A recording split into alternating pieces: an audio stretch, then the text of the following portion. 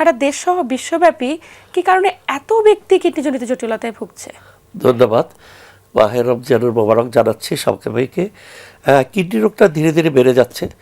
আমরা যখন 10 বছর আগে আমরা বললাম 2 কোটি লোক কিডনি কোনো না কোনো কিডনি রোগে ভুগতেছে। বর্তমানে কিছু কিছু সমীক্ষায় বলা যায় এটা 4 কোটি, প্রায় 4 কোটির মতো হয়ে গেছে। এখন কেন এই রোগগুলি বাড়তেছে হলো যে আমাদের দেশে যেই রোগগুলি কিডনিতে আক্রান্ত হয় সের ভিতরে প্রথম হলো এখন ডায়াবেটিস, দ্বিতীয় হলো উচ্চ রক্তচাপ, তৃতীয় হলো আপনার নেফ্রাইটিস একটা রোগ। দর্শকদের বলি, নেফ্রাইটিস এমন একটা রোগ যে কিডনির ছাত্রীর প্রদাহ করে, কিডনিতে প্রোটিন লিক করে এবং ব্লাডে অ্যালবুমিন কমে যায়, শরীরে পানি আসে। এটা তৃতীয়। আগে নেফ্রাইটিসটা সেকেন্ড কজ ছিল।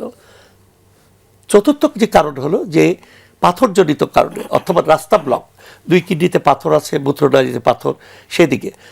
পঞ্চম যেটা আমরা বলি যে জন্মগত কিছু রোগ আছে, দ্য পলিসিস্টিক কিডনি, অথবা নেফ্রাইটিসের একটা টার্ম আছে হেরিডেটিভ, যে বাবা মার থাকলে ছেলেদের হচ্ছে সেটা। এছাড়া আমরা কিছু কিছু সাসেপ্টেবল কারণে যে আছে আমরা নিজেরাও কিন্তু রোগ করি। সেটা কি? ওষুধের মাধ্যমে, বেদনাশক ওষুধ অথবা হার্বাল মেডিসিন অথবা আয়ুর্বেদিক মেডিসিন, আগে তো অনেক রকম ছিল, এটাতেও কিন্তু কিডনিকে নষ্ট করে দিচ্ছে। তো কাজে এই রোগগুলি যেহেতু বেড়ে যাচ্ছে, পার্টিকুলারলি ডায়াবেটিস, এটা কি ইপিডেমিক ফর্মে।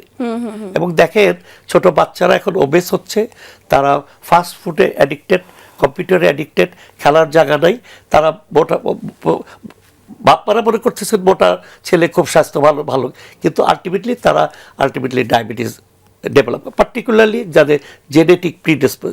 এই জন্য কিডনি রোগের সংখ্যা অনেক বেড়েছে। আরেকটা কারণ হলো আমরা কিডনি রোগের শনাক্ত করতে পারছি না। কেন পারছি না? আমরা এটা একটা সাইলেন্ট কিলার বলি, অর্থাৎ আপনার উপসর্গ 70-80 বা কিডনি ড্যামেজ হয়ে গেল তখন কোনো উপসর্গ থাকে না, হঠাৎ করে। আর যেটা আমি বলবো, জনগণের সচেতনতা নাই। এটা কিন্তু সিম্পল জিনিস, যে আপনার ব্লাড প্রেশার থাকলে ব্লাড প্রেশার মাপেন, ডায়াবেটিস থাকলে একটা স্ট্রিপ দিয়ে কিন্তু ডায়াবেটিস দেখা যায়। ইউরিন টেস্ট করলে আপনি, ইউরিনে বলি মিরার অফ দ্য কিডনি, ইউরিনে অ্যালবুমিন যাচ্ছে কিনা, আরবিসি যাচ্ছে কিনা, পার্সেল যাচ্ছে কিনা, এটা দেখলে কিন্তু কিডনি জানা যায়। এই সিম্পল 3টা জিনিস করলে, জন্মগত রোগ আছে কিনা একটা আল্ট্রাসাউন্ড করলে তো আপনি জানতে পারলেন, পাথর আছে কিনা, সিস্ট আছে কিনা। এই জিনিসটা জনগণের ভিতরে অ্যাওয়ারনেস তৈরি করতে হবে, এবং অ্যাওয়ারনেস তৈরি করে যদি আপনি শনাক্ত করেন, তাইলে যে ভয়াবহতা হলো 2টা কিডনির সব না 90% যখন ড্যামেজ হবে তখন ডায়ালিসিস ছাড়া ওই রোগীকে বাঁচানো যায় না, এবং অত্যন্ত ব্যয়বহুল। আমাদের দেশে প্রতি বছরে এই ডায়ালিসিস বা ট্রান্সপ্লান্ট যেটাই করেন 4 থেকে 5 লাখ টাকা লাগে, কতজনের সময়। আরেকটা বলবো যে এই জিনিসটা কিন্তু শুধু শহরে করলে হবে না, এই আপামর জনসংখ্যা, যেমন ধরেন আপনি 18 কোটি বলেন, 20 কোটি বলেন, প্রত্যেকটা লোকের এই কিডনি সম্বন্ধে জানতে হবে। কিভাবে জানা যায়? খুব সিম্পল, যে আমাদের যে কমিউনিটি ক্লিনিক আছে 14,000, সেখানে যদি আপনি সিম্পল, তারা যখন আসে সেবা নিতে বা তাদের ভিতরে অ্যাওয়ারনেস তৈরি করেন, 3টা জিনিস টেস্ট করলে তো ধরতে পারেন। আর প্রাথমিক পর্যায়ে যদি ধরতে পারেন তাহলে ওই স্টেজে যাবে না, যেটা এই স্টেজ রেনাল ফেলোর। আসলে কিডনি রোগ তো অনেক হতে পারে, যেমন পেশাব ইনফেকশন, এটাও একটা কিডনি রোগ। তারপরে পাথর থাকলে এটাও কিডনি রোগ, অনেক নেফ্রাইটিস কিডনি।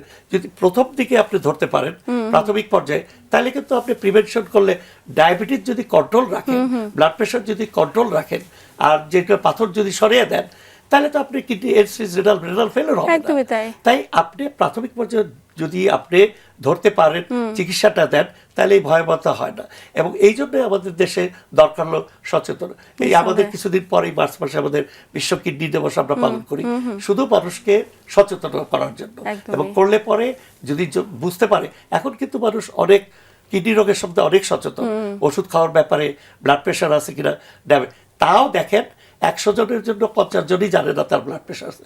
আবার যারা জানে তারা কিন্তু ওষুধটা ঠিক মতো, ইভেন আমাদের দেশটা রেকর্ড আছে সমীক্ষা, বিদেশেও তাদের ওষুধ ইরেগুলার ওষুধ খাচ্ছে। মানে এই জায়গাটাতে হয়তো বা আমাদের অপারগতা, যে আমরা বিষয়গুলো নিয়ে সচেতন হতে পারছি না দেখেই জটিলতার মাত্রা ক্রমাগত বাড়ছে।